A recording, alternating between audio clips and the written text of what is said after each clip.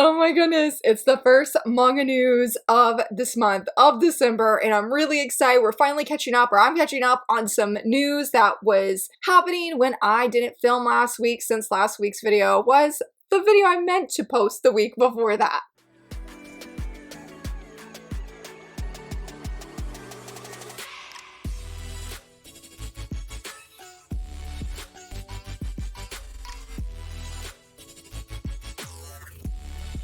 Hello friends, happy Tuesday. So very excited that you're here. It sounds weird to be kicking off this video saying Tuesday rather than Monday. And if you're curious of like, Laura, why didn't you post this on Monday? Check this video out here because I kicked off the 25 days of shoujo manga, meaning for the next 25, or I guess 24 days, you're gonna be hearing a whole bunch about shoujosei every single day. The only day that I won't have an actual video, but you'll be able to go vote for shoujo is on Tuesdays. And if you haven't voted already, be sure to go check out the community post because there should be a new poll there. Also, with all of this, I will leave the link down below for you to go vote what you feel is the best shoujosei manga, manhwa, light novel of 2025. Thanks to some friends, I broke down different categories. We have shoujo, josei, steamship / mature, also manga that had new additions this year or full collections, as well as the manhwa and the light novel. You could choose to vote in all the categories or just select the ones you want. But yeah, definitely be sure to go vote. It will last for the entire duration of my event, and I'm very excited. I will I will share the results of it in my shoujosei wrap video, which should be coming out the first Friday of January. So that's why, yeah, this video is happening on a Tuesday, but let's go ahead and dive right in because y'all, if there was one thing I was so sad about not filming and posting a new manga news video last week, it was that there was a Magical Girl Dandelion chapter that dropped and I couldn't talk about it. That was chapter 18 and it was awesome. But let me tell you though, in the first 3-4 swipes of the page when I was reading on my computer,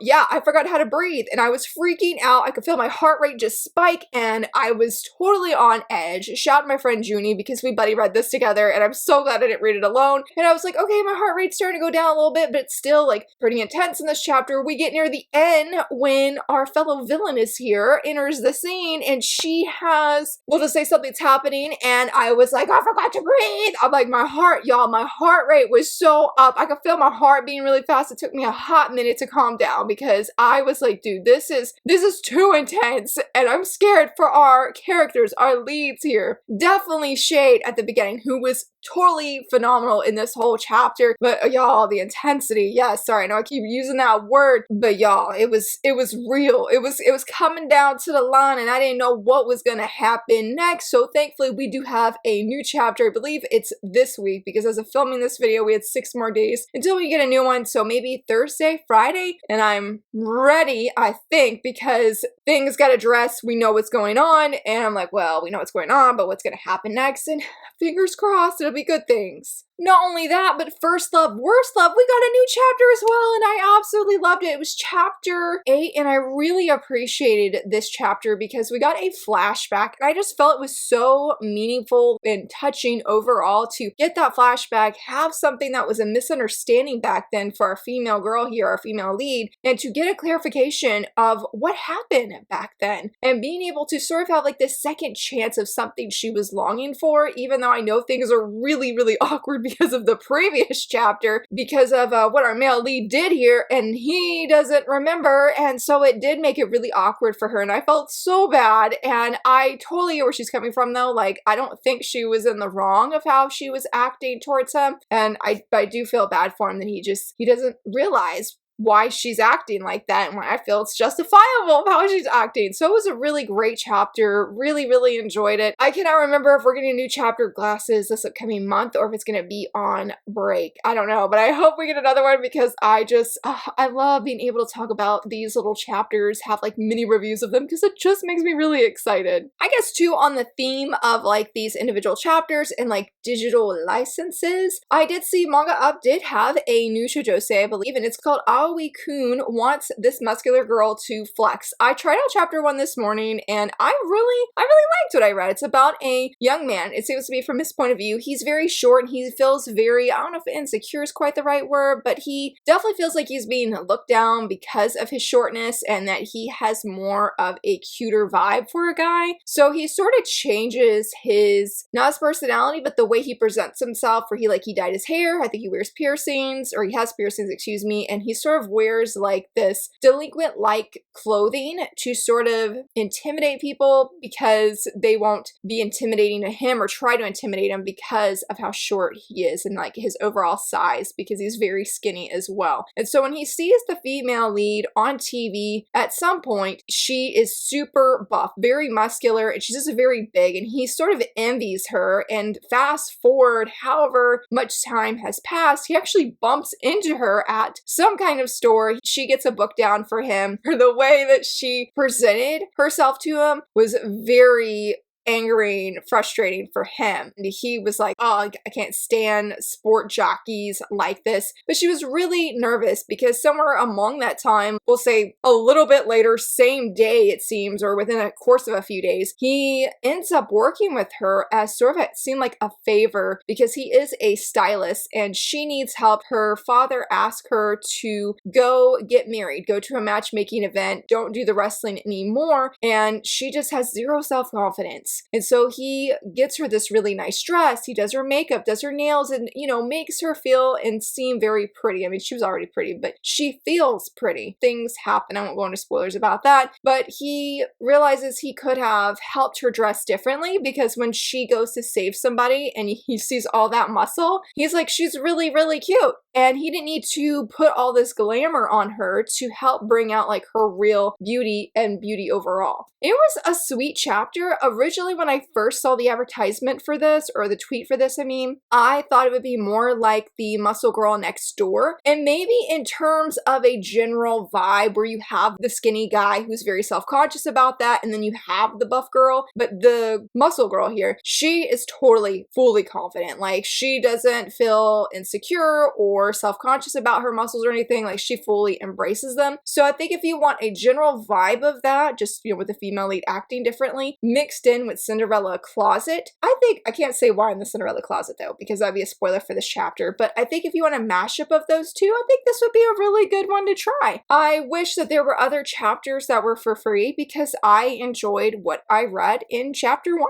When it comes to actual licenses, like physical ones, Crossed Hearts and 7 Seas both had tweets last week stating, hey, they're not going to be having anything. They did both say, though, that they will be returning in December. They did not give an exact time, so I don't know if this upcoming Wednesday they will be back. I think Crossed Hearts said, yeah, they're going to have 2 special license announcements sometime in the month of December, and they also said they're going to do the Guess the License game. So I'm assuming this Wednesday we should see something, and for 7 Seas, I don't think. Yeah, they just said we'll be back in December with more announcements, so not really sure when, but we can keep an eye out for that. But 7 Seas, before they took like this break, they did have a new audiobook license, which I did want to feature, and that's I Swear I Won't Bother You Again. Really excited that we got this in audiobook. I don't listen to audiobooks, but the thing is, I love this story. I love the manga a lot. I have a first impression on this channel, and I'm just excited that people have a chance to get to experience this story in a different kind of format. I always think it's really awesome. Tokyo Pop, though,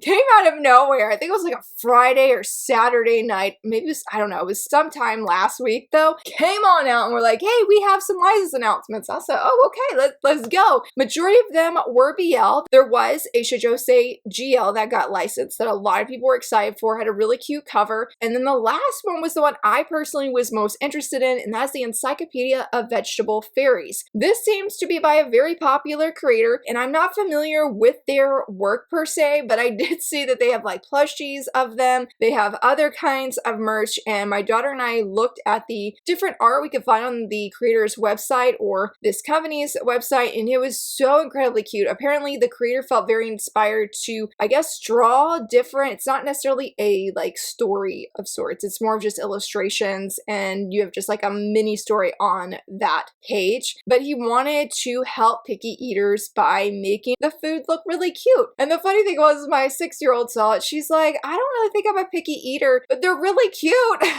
So I definitely want to try and get it for her since she's a slowly blooming manga reader. We got an update from Kodansha about the Kodansha Print Club. Now, I was bummed, admittedly, that they did not have a new shoujosei license for their print club, but if you are a fan of Girlfriend, they are printing that series as an omnibus. The one I wanted to focus on is in that same tweet. They say not only that, but volume 3s of several Kodansha Print Club favorites are also arriving this December, including Love That's an Understatement. Also, Blade Girl, which will be the 3rd and final volume. I'm like, yes, I've been checking every day. If you see that link, please do not hesitate to send it to me, tag me wherever on any social media, because I'm like, please, I'm ready. I'm ready. I did, after volume 2 earlier this summer, I did read the rest of my digital volumes. I loved it so much. It was such a blast. I'm really, really excited. Hopefully we will see it very soon. I'm so bummed that I couldn't put it in my shoujosei release calendar for December, but y'all will know. We'll be talking about on these manga news videos. We will certainly do that. And I do want to mention one last thing for manga news specifically before we go into the anime. I know I've already talked about this in a previous video, but I came across a tweet about the Year of the Dawn Volume 47, the special edition. This is coming with an art book. Should clarify the Japanese volume only, but it's coming with a mini art book. So if you have not already, they did say it is up for pre-order. I think it's already been on a bunch of book retailer websites, but now they're just promoting it, encouraging it some more. So I just wanted to drop that here in case if you haven't done it, in case if you forgot and you're like, I don't want to miss this, because I think like in a Hanatsume Discord server I'm in, I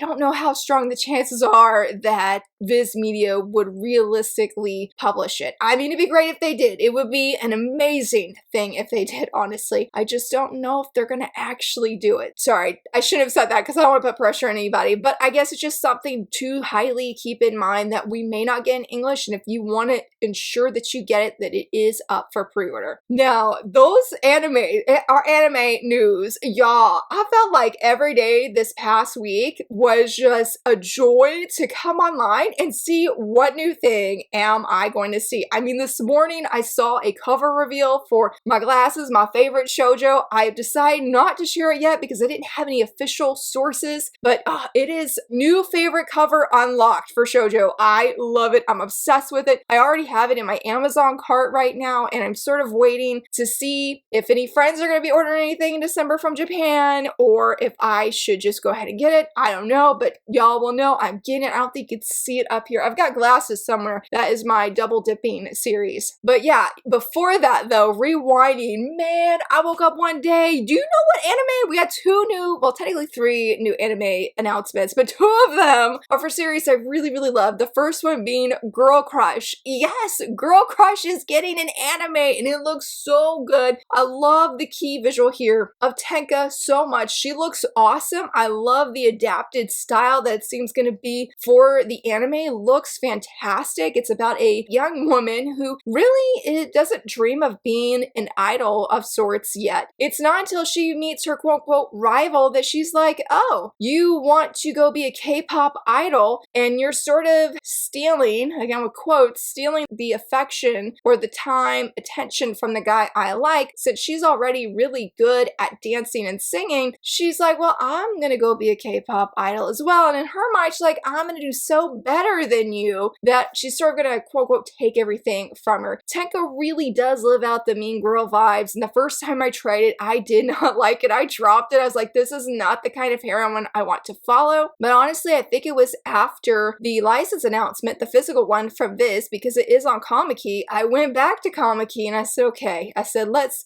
try this again. Y'all, I was hooked. I do have a buddy review, a written review that I did with my friend Claire on Beneath the Tangles. That's a website that I blog for. I will leave the link down below in case if you would like to check it out. We really have both enjoyed it. I unfortunately was not able to do a buddy review with her on volume 3, though we did do one on volume 2. So to say that I love this series is probably a little bit of an understatement. Volume 3 came out with a bang. It was so good. Very excited for volume 4. I think at this point I have up to volume 5 or 6 on pre-order, so I'm really, really looking forward to it. Cannot wait. We do not have a confirmation of when it's releasing, though. They did give us a little teaser that mainly had a lot of manga panels, but it looked great. The song that they chose was great, and I'm super stoked. And this one as well, reincarnated in a Mafia dating sim. I was shook when I saw the news. I had to read it twice because I'm like, is this real? Is this really, really happening? This is by the same light novel creator of Seventh Time Loop. And it's not part of the villainous genre, though I do think it scratches that itch because it's about a young woman who is the granddaughter of a mob boss. Something happens where unfortunately her life is cut short and she ends up getting reincarnated into this mafia dating game. All she wanted is the granddaughter of a mob boss, and in this new reincarnated game here is just to have a peaceful, normal life and make friends. And we all know what's gonna happen.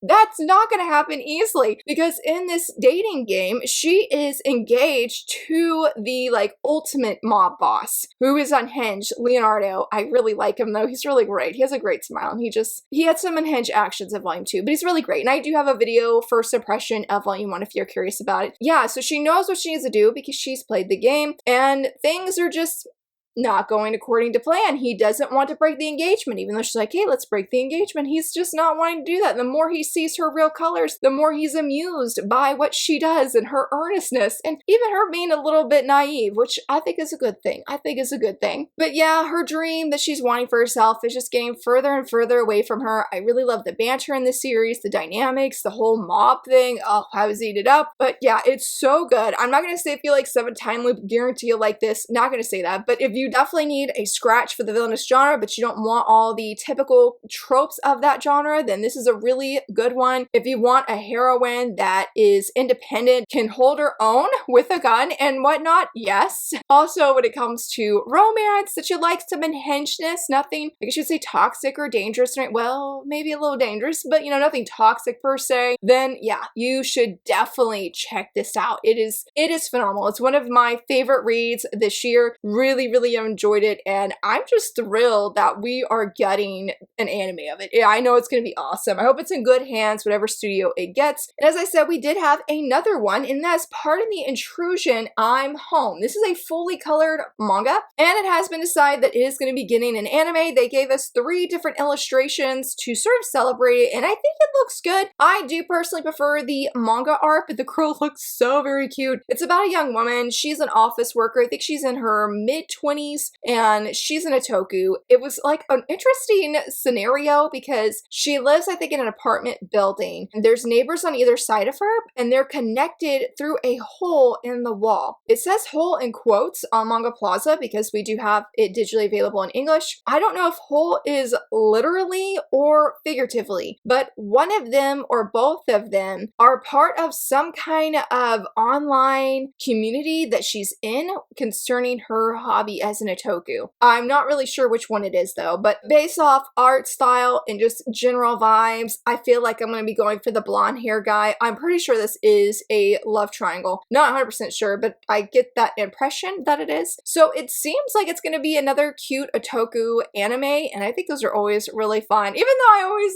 struggle when, you know, the lead feels like they have to hide that part of themselves. Like, no, I don't want you to hide that part of yourself. Like, let it run free, please. And I guess this would technically count as sort of maybe a new anime of sorts, but My Happy Marriage, it had been hinted that there was going to be not a 3rd season, but some special episodes, and it finally got confirmed by Netflix, and they even gave us a new key visual. It's going to be coming sometime in 2026, and I think it looks really good, and I love the key visual and hoping the most of happiest things. But that wasn't the only key visual. There also was Anyway I'm Falling in Love with You. I love this key visual so much. It's of season 2, and season 2 I believe is going to be airing in the beginning of January. I love it. I think it's really great. Everyone looks fantastic here. So I hope that season 2 will be another strong one just as much as the first season. And for new PVs that I'm also really excited for, it's a villainous one, and that's an observation log of my fiance who calls herself a villainous. We got the PV. I loved it. I read the sample of the manga of this, and it was perfection.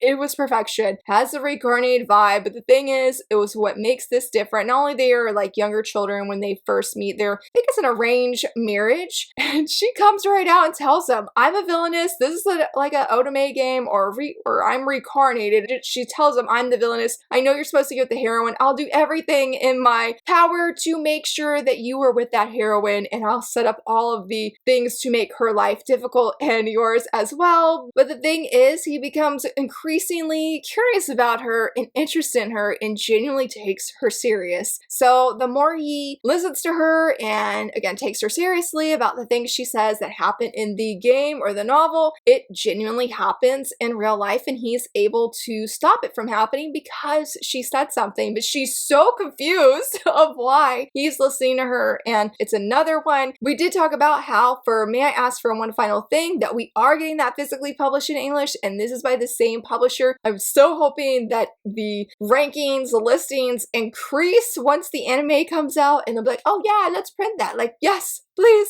I would love to have it. I would love to have it. So yeah, the PV looked great. I'll leave a link to it in the corner case if you would like to check it out. But let's talk about some of those cover reveals. We've got several here today that we're going to talk about. And the first one I wanted to start off was one from Crossed Hearts, and that's You're Way Too Cheeky, Chigaya-kun. I love what they did here with the title logo. I think it looks really good. One reason I'm very excited for this, I know we talked about in a previous video, but is shout out my friend being Queenie. She found on Amazon one morning that they were actually including exclusive merch. It was a shikishi. We don't know what the art looks like, and during Books A Million's Black Friday sale, I emailed them as soon as I saw the sale was live, and I said, hey, can you include this in your book sale, because I want in. I was really excited. They put the first three volumes of May I Ask for One Final Thing and this, so yes, your girl is happy. Future me will definitely be reading it, and I truly hope I like it because it seems like a very cute story. We also had some Viz Media new cover reveals, so the first one being Magical Girl Downline, another title logo I'm absolutely obsessed with. I love it. Think it looks perfect. Really, really excited that we are getting this in English. Probably no surprise with how much I've yapped about this, but it looks fantastic. And this next one, not a shoujo, but it has Amina from Kaiju number 8 on the cover, and that is volume 15, and I just think she looks phenomenal, and I had to feature because I'm like, yes! I don't think we've had any cover thus far with Mina on it, so I'm really excited that she's getting her time to shine. Now we'll go into some cover reveals from Yen Press, the first being Secrets of the Silent Witch, volume 5 of the manga. Thank you, Yen, for giving us another volume, because the volume, or the series, like, I don't know about the light novels, but for the manga, it releases so slow, and I love this one. I really love how these covers have like a slice of life kind of vibe to them, where we're just seeing different moments in Monika's life, and I think this one just looks really cute, and I cannot wait to read it. Now, this is a series I'm not reading, but I really love the cover, and that's To Sir Without Love, I'm Divorcing You, volume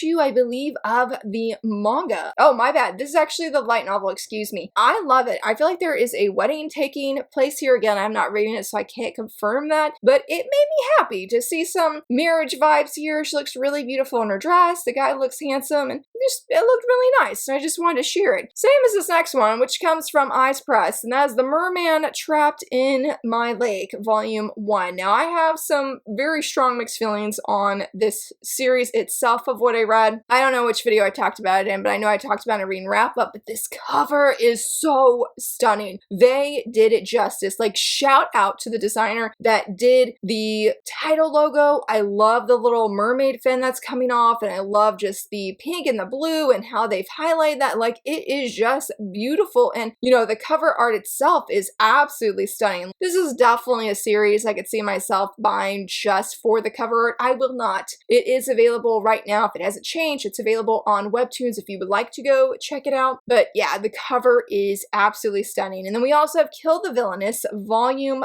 5. This isn't my favorite cover in the series, but it really gives this like dark aura, gloomy vibe, and a little bit nervous for the female lead. I feel like that guy is one of the bad guys. So I'm like, you should feel grateful that you even on the cover, buddy, because you don't deserve to be there. You don't deserve to be next to our villainess. Like, absolutely not. Absolutely not. But the last Eyes Press cover that we have is Marriage of Convenience, volume 3. I I was so surprised to see the knights on here. I don't know how I feel about it because I'm like, why are they here? But thankfully Volume 2 comes out next month, and I hope that will give me some answers because I just felt like that was a very interesting choice, and I'm just very curious as to why that they are there. Not a bad cover, just very different. And for our very final one, we have Volume 2 of Bride of the Death God from Square Enix. Another stunning cover. I love the blue, love the little pop of pink. I'm curious of who this guy is because when I read the first chapter, the first 3 chapters of it, he was not on there. But yeah, very beautiful cover. It's going to be releasing in January,